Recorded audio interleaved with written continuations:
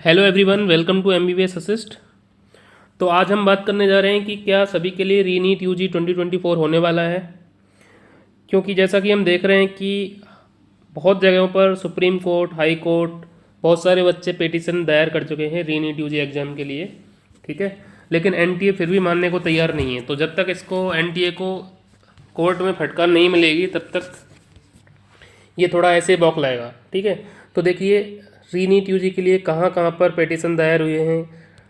तो देखिए सबसे पहला हम बात करेंगे कि multiple petitions filled in the supreme court and various high courts of India. ठीक है, देखिए कलकत्ता हाई कोर्ट में पिटिशन दायर हो चुका है, दिल्ली हाई कोर्ट में, और कोटा से कोचिंग इंस्टीट्यूट जा रहे हैं सुप्रीम कोर्ट।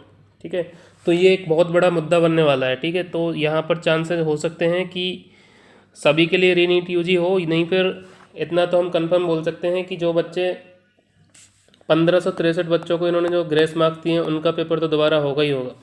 ठीक है, लेकिन अगर 1563 का ये लोग कराएंगे तो उससे कट ऑफ पर कोई फ़र्क नहीं पड़ेगा। ठीक है, तो अभी देखते हैं क्या यहाँ पर इश्यू क्रिएट होता है, क्या होता है, क्या सुप्रीम कोर्ट डिसीजन लेता है, क्या एनटीए डिसीजन लेता है।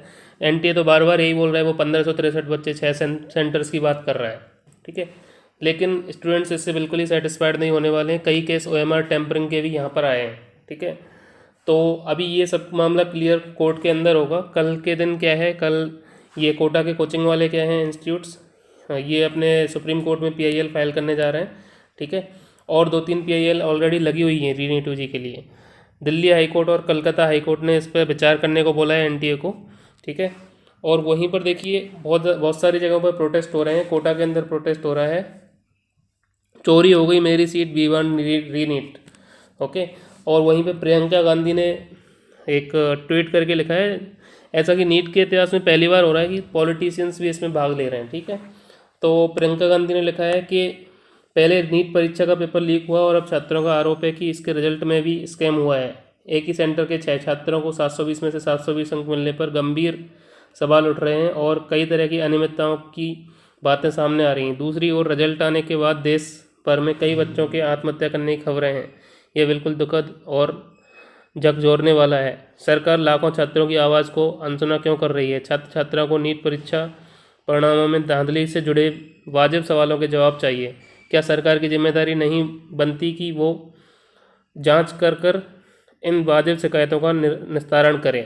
कि तो ये प्रियंका गांधी ने ट्वीट किया है। वहीं पर एक कोटा में प्रोटेस्ट चल रहा है जो कि नीट के इतिहास में पहली बार इतना सब कुछ हो रहा है।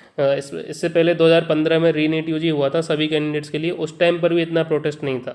तो प्रोटेस्ट को देखते हुए तो लग रहा है कि हो सकता है आपका एग्ज़ाम दोबारा हो जाए। अभी देखते हैं सुप्रीम कोर्ट क्या डिसीजन लेता है और एनटीए क्या यहाँ पर करता है। अभी तक एनटीए की बेईमानी समझ में नहीं आ रही, वो बार बार मात्र 1563 बच्चों की बातें कर रहे हैं। ठीक है, वो बिल्कुल ही नहीं आने दे रहे, लीक वाले मैटर को नहीं आने दे रहे, ओएमआर टेम्परिंग के मैटर को नहीं आने दे रहे।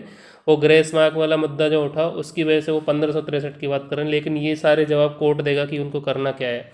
ठीक है, वहीं देखिए कन्हैया कुमार ने भी नीट पेपर धांधली पर बोला है, कांग्रेस नेता हैं। ठीक है, इन्होंने भी बोला है। तो ऐसा पहली बार देखने को मिल रहा है कि सारे के सारे पॉलिटिशियंस, सारे के सारे कोचिंग इंस्टीट्यूट्स पूरे ऑल ओवर इंडिया में सारे स्टूडेंट्स एकदम से रीनीट के सपोर्ट में आ चुके हैं। तो अभी मात्र एक रहा है सुप्रीम कोर्ट, वो क्या बोलता है उसके अकॉर्डिंग सब कुछ फैसला जल्द ही 2-3 दिन में क्लियर हो जाएगा। तब तक काउंसलिंग पर स्टे यहाँ पर लग सकता है। काउंसलिंग के बारे में आप अभी नहीं सोचिए।